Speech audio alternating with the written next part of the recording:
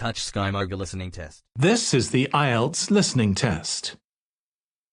You will hear a number of different recordings, and you will have to answer questions on what you hear. There will be time for you to read the instructions and questions, and you will have a chance to check your work. All the recordings will be played once only. The test is in 4 parts. At the end of the test, you will be given 10 minutes to transfer your answers to the answer sheet. Now turn to Part 1.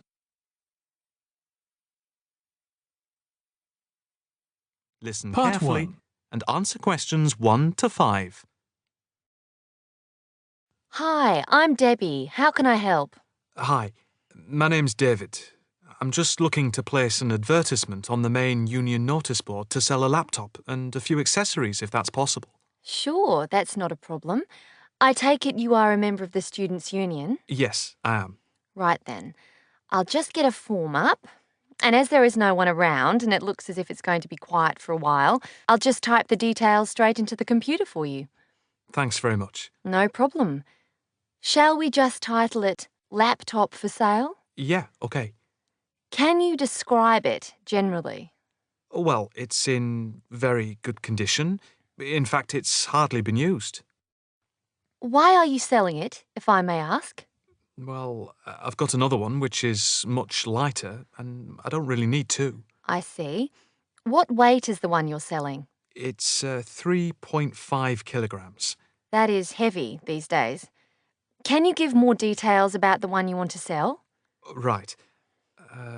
Well, it's an Allegro, and it's got all the latest programs. OK. What about the memory? The memory is only 0.5 gigabytes. And what about the screen size and the other features? Oh, well, the screen is, well, let's see, it's 37.5 centimetres with a standard-size keyboard and a touchpad.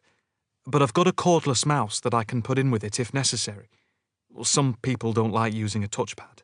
What about ports or holes for attaching things to the laptop? It's got 2 ports. More modern laptops have more than 2 ports for all the extra attachments. They do. Let's see, what else is important? Oh yeah, the battery lasts for 2.5 hours, which is okay, but not enough for long train journeys. But one thing is that it's not wireless. Right, OK, not wireless. Before you hear the rest of the conversation, you have some time to look at questions 6 to 10.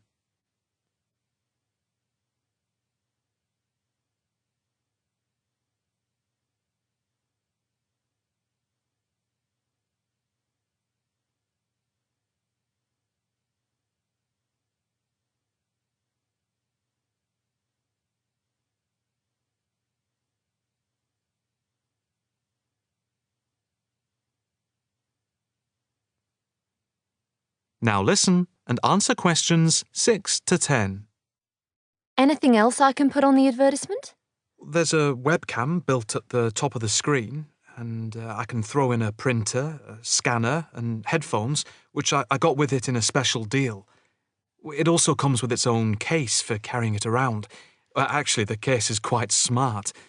I'm hoping these things will help it sell. They should do. Right, I think I've got all that. How much do you want for it? That I'm not sure about. It's worth about £900 to £1,000 new. Yeah, but you won't get that much if it's used, and even if it's in good condition. What about £500? I doubt if you'd get as much as that. More like £200 or £300. If you look at the notice board, there is one on there which is comparable to yours, and it's not more than about £250, I think. As little as that? I'm afraid so. Shall we say £300? OK, put that. Can I take some contact details for the advert? The name's David Bristow. BRISTOW. Yes, that's it. And a mobile or email? Both, if you want. It's DIB_, 7791@hotmail.com. Okay, and the mobile? That's 09875 423387. That's it.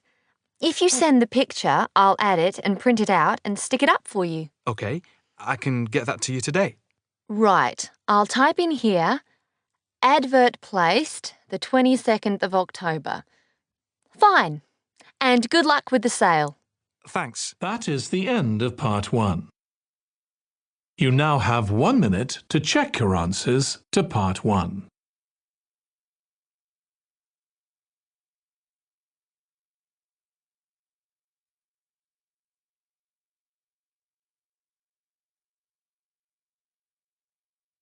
You will Part hear a 2. talk at an open day at an alternative health club. First, you have some time to look at questions 11 to 15.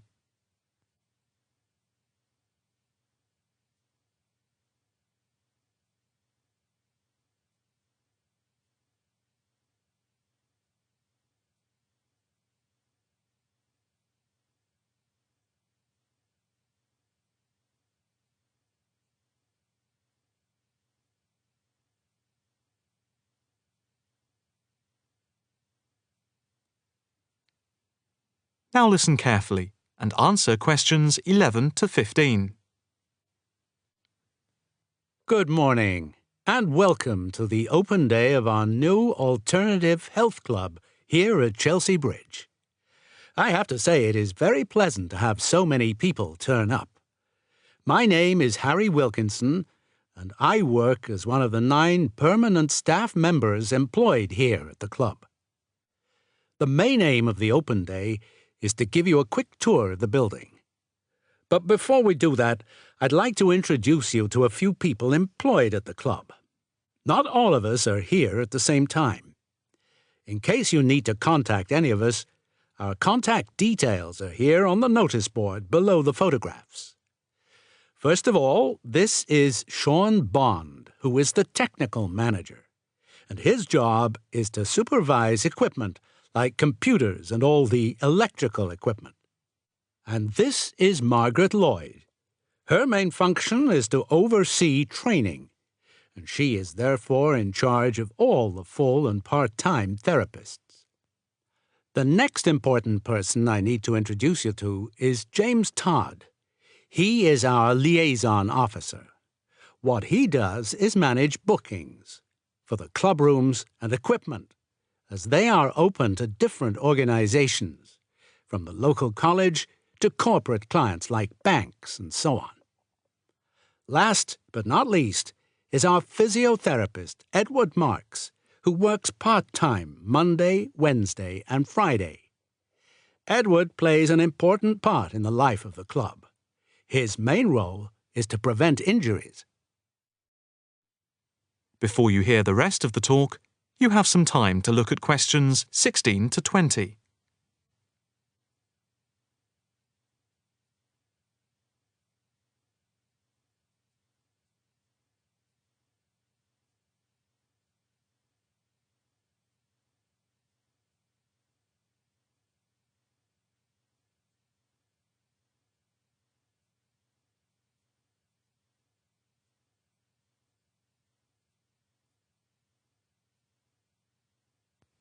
Now listen carefully and answer questions 16 to 20.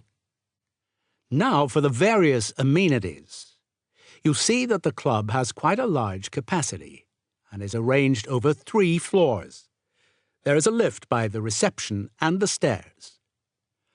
On the ground floor there are 2 large halls, which are used for yoga, tai chi, Pilates, and dance and fitness classes for different age groups, with a shop and cafeteria over here.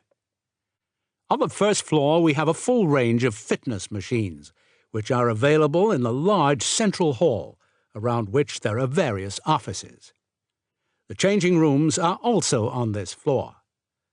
On the second floor, there is a series of small therapy rooms with waiting areas for clients. These may be booked by individual therapists. There are also 3 classrooms, which are used for teacher training and group therapy classes. We have a very extensive therapy training program accredited to the University of Manwich, with training in counselling, for which we have 3 programs at the moment. As regards the various types of yoga, acupuncture and the Alexander technique, there are currently 9 different training classes going on. Information about the training can be obtained from the brochure, which you can pick up at reception and from the club website. There will be a chance to talk to trainers for those interested in counselling this Saturday at 10 a.m. For yoga, etc., there will also be an informal gathering of trainers on Thursday at 4:30 p.m. So, if you are interested in becoming involved, this is your chance. That is the end of part 2. You now have 30 seconds to check your answers to part 2. You will Part hear 3. a female and a male student talking to a female tutor about a self-evaluation form. First, you have some time to look at questions 21 to 26.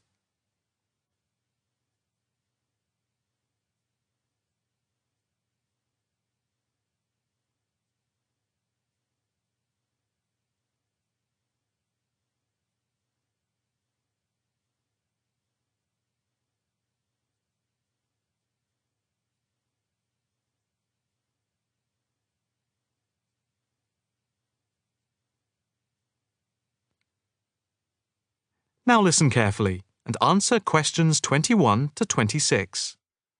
Now, Mark and Anna, I have to say that I thoroughly enjoyed your joint presentation on the application of robotics in a non-industrial setting to the group on the 2nd of December, and it is clear that you have both devoted quite a lot of time and effort to it.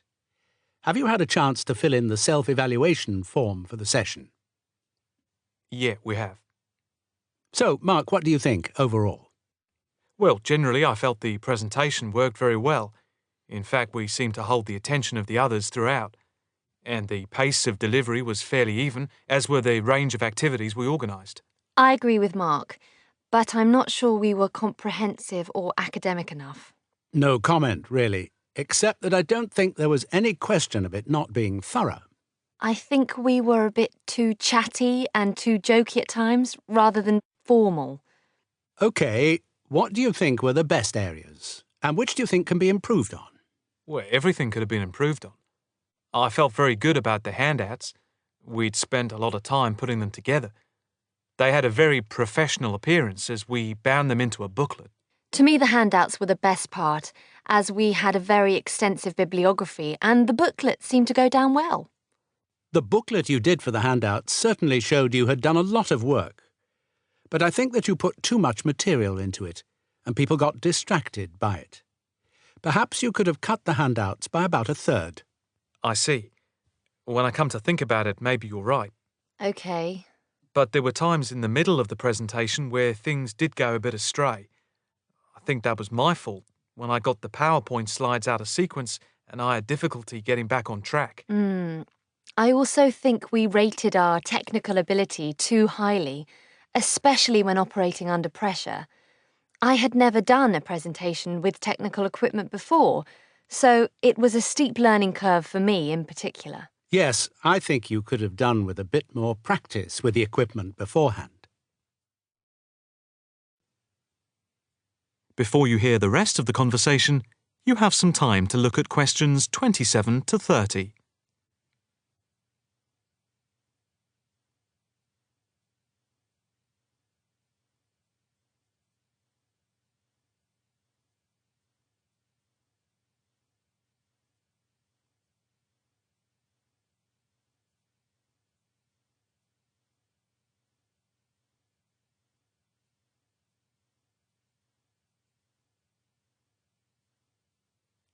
Now listen carefully and answer questions 27 to 30.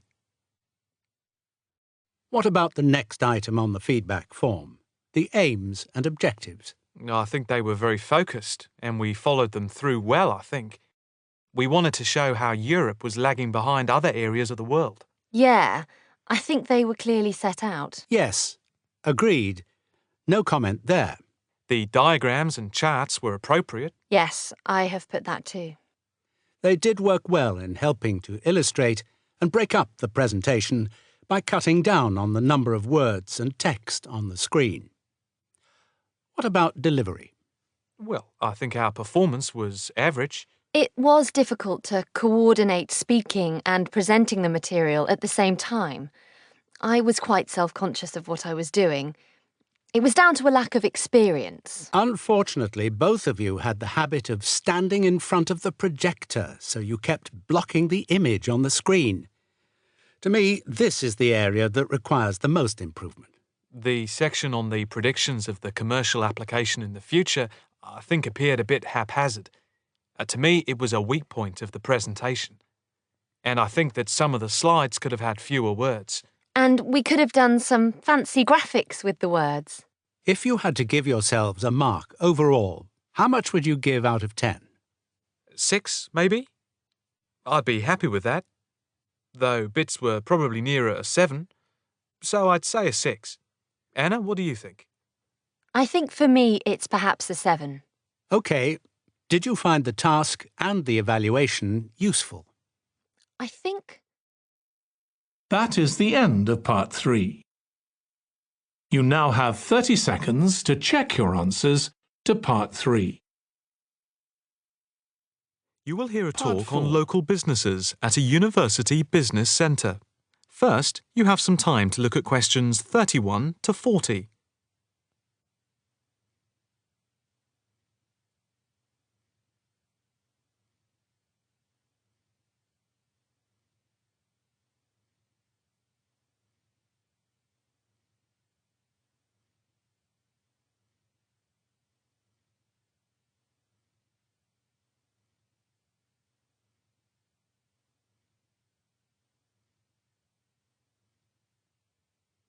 Now listen carefully and answer questions 31 to 40. The subject of this evening's talk at the North Bank Business Centre is local businesses in the area surrounding the university and the benefit they bring to the employment prospects of people in the local area, especially young people at the beginning of their career. We established the centre in response to approaches from several business people in the area who had wanted to start up new businesses but who had not managed to find any help locally and did not know where to turn. Moreover, they had all, without exception, come up against enormous bureaucratic obstacles. We therefore invited them in as a group to meet the members of the department and the students.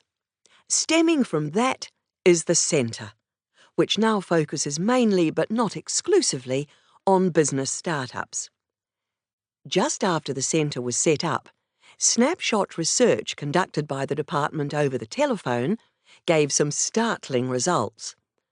The information about local businesses revealed that 3 out of every 10 local business startups that we could collect information on had failed within the first 6 months, and another 5 had gone within the year, leaving only 2.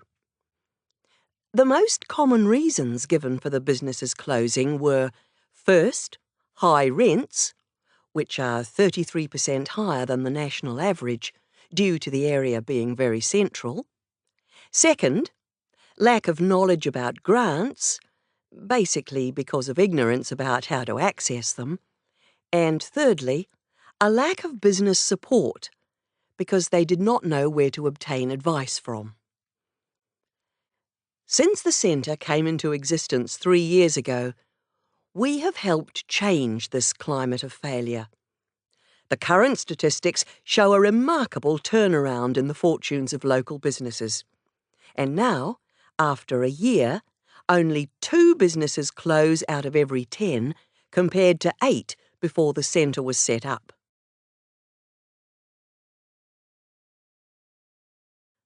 Six local businesses are now taking part in a work placement and monitoring scheme, which is of mutual benefit to ourselves and the companies involved. O Foods, a small start-up company with 9 employees involved in organic food and based at a local market, has one final year graduate doing a year-long study on improving the stock turnaround. This was a particular problem because the company found that they were losing sometimes up to 30% of their stock. Another startup is Innovations, which deals with producing video games. This company, which employs only 5 people, all under the age of 25, is receiving support in attracting business partners and achieving production targets. In the smaller business category, Sampsons Limited, a courier company which is interested in developing a taxi service, is being offered help with their business expansion plans. Another small niche company called Vintage Scooter, which specialises in revamping old scooters, is taking part in a product monitoring scheme, offering customer service up to a year after purchase to check the quality of their restoration. The first of the 2 medium-sized companies that the scheme is monitoring is Build Limited, which employs 47 people. A comparison of their products and services with other businesses in the area is being carried out by a researcher who is trying to support them in their efforts to extend the company's product range. The last company, Jones Systems, is perhaps the most interesting because it has been the victim of considerable personnel problems, which have been affecting the day-to-day operations of the company. And so, we are looking at conflict management and team building within the company. To sum up, advisors help the companies look at different business options and models, apply for grants, deal with employment issues, systems creation, and also provide accommodation at the centre to help them start up. E-mentoring for fledgling businesses is also in operation for those who find it difficult to attend the centre personally. The program is funded by grants from local authorities. That is the end of the listening test. In the Ielts test, you would now have 10 minutes to transfer your answers to the answer sheet.